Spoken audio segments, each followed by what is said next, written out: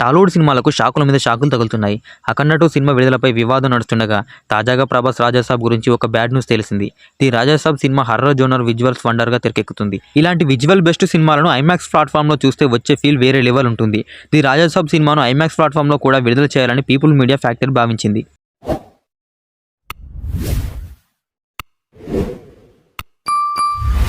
అయితే the Rajasaab cinema IMAX ఫార్మాట్లో విడుదల చేసే పరిస్థితి కనిపించడం లేదు. అందుకు అవతార్ 3 సినిమా కారణం. అవతార్ 3 సినిమా డిసెంబర్ 19న ప్రపంచవ్యాప్తంగా విడుదల కాబోతుంది. ఇలాంటి సినిమాను ఐమాక్స్లో 3Dలో చూసేందుకే ప్రేక్షకులు ఎక్కువగా ఆసక్తి చూపిస్తుంటారు. ఇప్పటికే అవతార్ 3 సినిమా కోసం ఈ సినిమా దర్శకుడు జేమ్స్ కెమెరూన్ ఐమాక్స్ కార్పొరేషన్తో 4 వారాల ఒప్పందం కుదుర్చుకున్నట్లు తెలుస్తుంది. దీంతో ఐమాక్స్ స్క్రీన్స్ అన్నిటిలో డిసెంబర్ 19 నుంచి 4 వారాల పాటు అంటే దాదాపు జనవరి 16 లేదా 17, 2026 వరకు అవతార్ 3 సినిమాను ప్రదర్శించాలనేదే డీల్. ది రాజాసాబ్ సినిమా 2026 సంక్రాంతి కానుకగా జనవరి 9న విడుదల కానుంది. ఈ సినిమా విడుదలైన దాదాపు 10 రోజుల దాకా ఐమాక్స్ ఫార్మాట్లో ఈ సినిమాను ఎక్స్పీరియన్స్ చేసే ఛాన్స్ దాదాపు లేనట్టే. సో ది రాజాసాబ్ ఐమాక్స్ ఫార్మాట్లో విడుదలవ్వడం కష్టమే. PLF, D-బాక్స్ ఇతర ఫార్మాట్లో ఈ సినిమాను వీక్షించి ఆస్వాదించవచ్చు.